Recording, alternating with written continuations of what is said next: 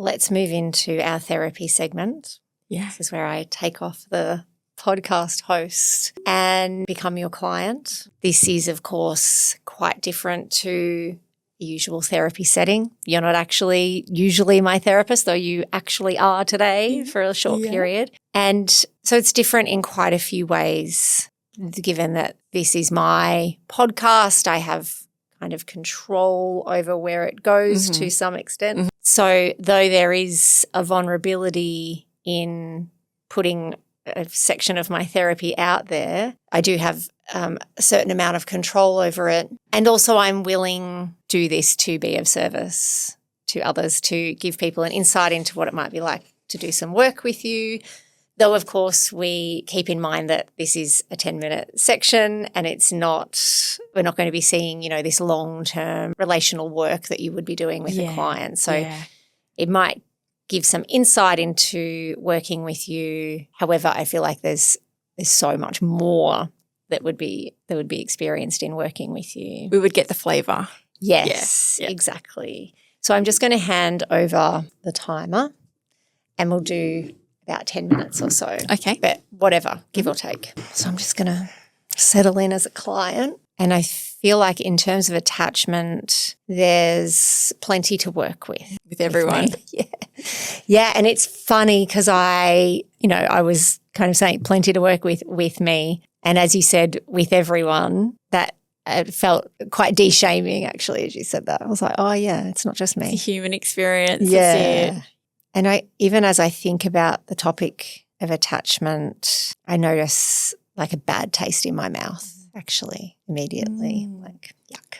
Okay. Can you tell me about that feeling? Like what are you actually noticing? Yeah, a feeling of wanting to pull away a little bit.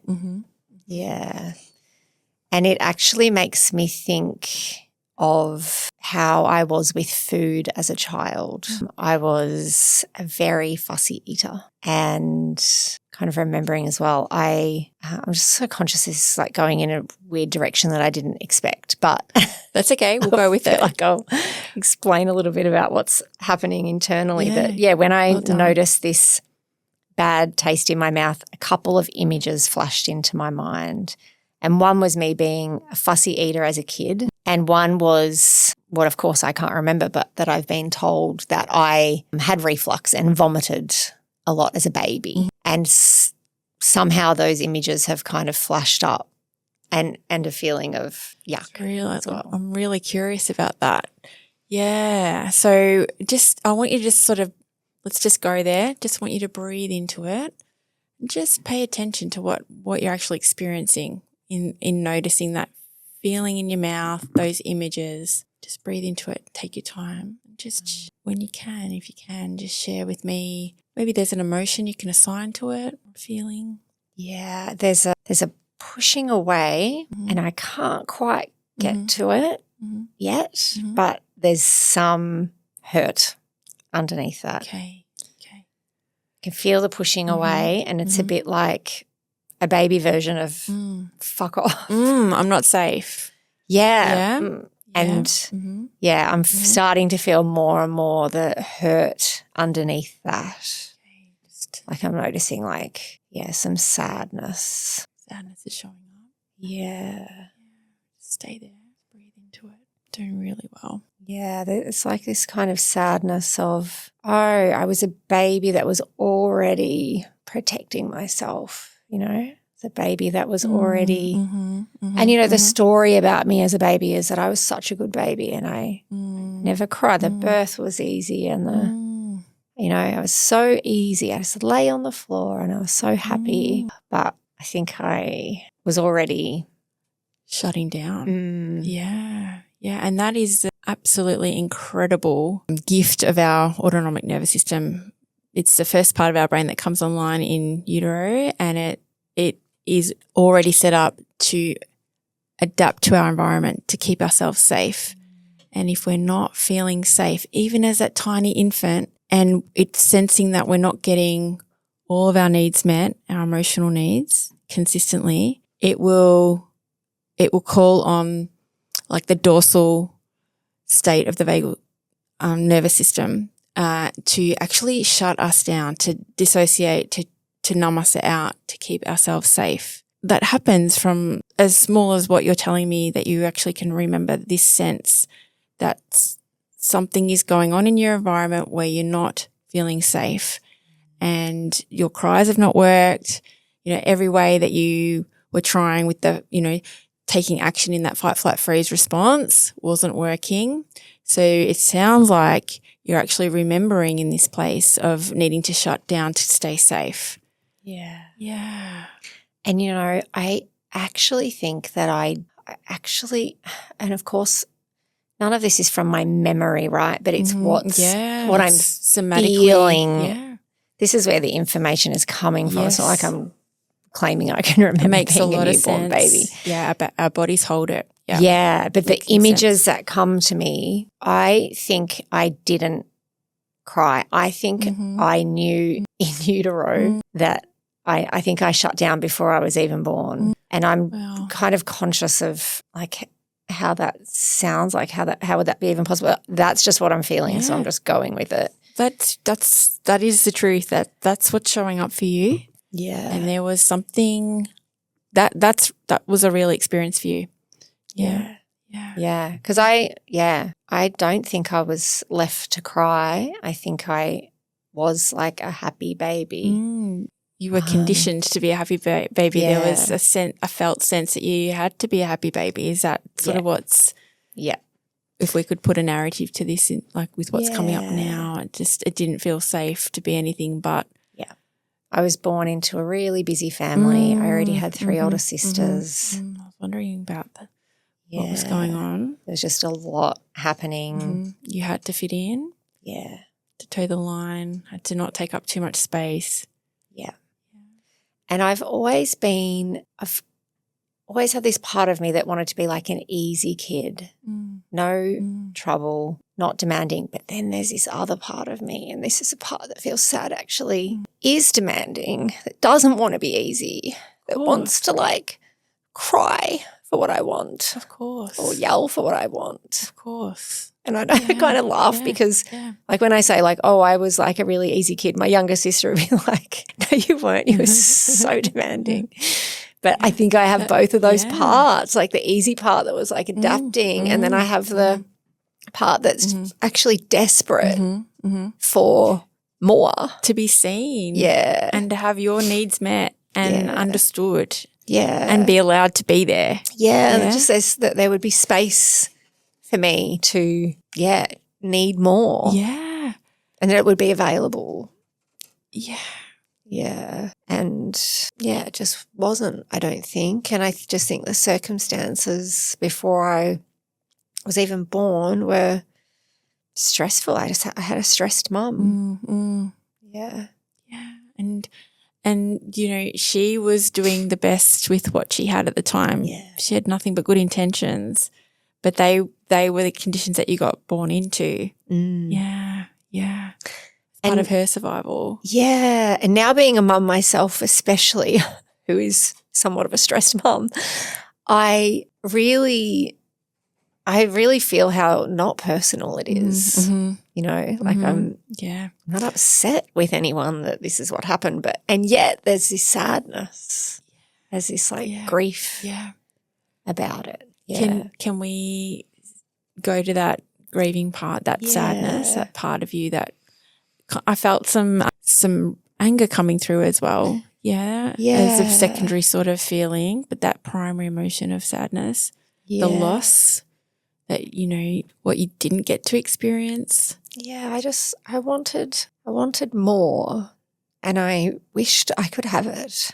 And that feels sad. Yeah, you wished that you could have what you didn't have. Yeah. Which was more space to be seen and have your feelings experienced. Yeah. Just to be really held. Yeah. Even in utero I was also conceived when mum had a 9-month-old. So I don't imagine that it was like a joyous celebration when she was pregnant. It would have been a bit more like, oh, fuck, Yeah.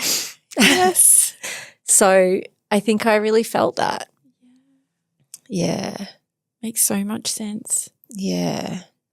And yeah, I just keep coming back to that phrase, like I wanted more, wished I could have had more. Yeah, I kind of feel like this every time I like open my eyes, I feel like the guard come back over. Okay, yeah. And then I go back to it and I feel it subside, and it's just like so sad. Yeah, it gets cloaked, it gets wrapped around and put away. Yeah. Because it's too painful to get too close to. Yeah, I think I've become very good at it. Yeah. That's it. That's your autonomic nervous system protecting you. Yeah. And then I go to my mind, like I feel this kind of movement of my awareness back up to my mind, where I can intellectualize about it and say it was no one's fault. And, you know, that's comforting. Yeah. Yeah. And then coming back down to, the sadness. So when you tend to that part of you, that sadness that we're meeting now, that if you like to use an internal family systems term, like that part of yourself that's been tucked away in exile, you know, cloaked by that protection, to numb away from that. What is that part of you? How old do you think that part of you sort of is feeling when you connect with her now? Yeah, when I connect with her now, I feel like maybe like 2 years old. I can just get like a number 2 in my mind and like an image of a toddler. And when you sit with her and feel that sadness that she's really feeling with her now, what is it that she wants you to know about that time in her life back then? What is it that she wants you desperately to know now about what that was like for her? She wants you to hear that she was available for it. And she wanted it. She was available for more, and she wanted more. And she kind of got it where she could, you know? I want more. I need more. Yeah. And even though that defendedness was already there, like she was available for it. I almost feel like actually she's sort of just saying, I'm here. Yeah. I'm here for it. Like now. Yeah. Yeah. I'm here. Give it to me. Yeah. Please. Yeah. Yes. Yeah. And I keep having this image in my mind of like I was away with friends on the weekend and around their parents, and I just saw where this friend had come from and, you know, what she got. And there's a sadness about that. But this little part of me is like, I'm here now. I'm available now. Yeah. There's like this yearning that's just, she hasn't given up. She desperately wants to get what she needs, and she wants to be able to demand for it. Yeah. Yeah. Yeah. Yeah. And there's almost like it's almost like she's saying like, don't keep covering it over. Don't keep being okay and being independent. That's what I was as a kid. Yes. Stop being independent. Yeah. Yeah. Yes. Stop being fine. Yes. Let them know. Yeah. Doing so well. Just breathing into it. Is there anything that she wants you to be able to do for her in the here and now, just so that we can bring her close to you? Is there anything? It's actually quite lovely. She's like stamping her foot and going, pick me up. I love it. Have you got an image of being able to do that with her? Yeah. Yeah. Yeah, so I feel like I'm holding her now. Is there anything that you can reassure her of being different for you now in your present life, that can assure her that she doesn't need to carry that burden of not being seen, felt, heard anymore? Yeah, I just feel like saying to her, I can see you and I can hear you. Beautiful. And I can feel you. Yeah. I really feel like I can feel her solid little body. Yes. And what's that doing for her now to hear that? Yes, she's happy. She's happy. You've got her. You've got her in the here and now. Yeah. Yeah, she doesn't need to feel so afraid that you're not going to assert what you need. Yeah. Get what you need. She's not going to be put away, locked up, numbed out.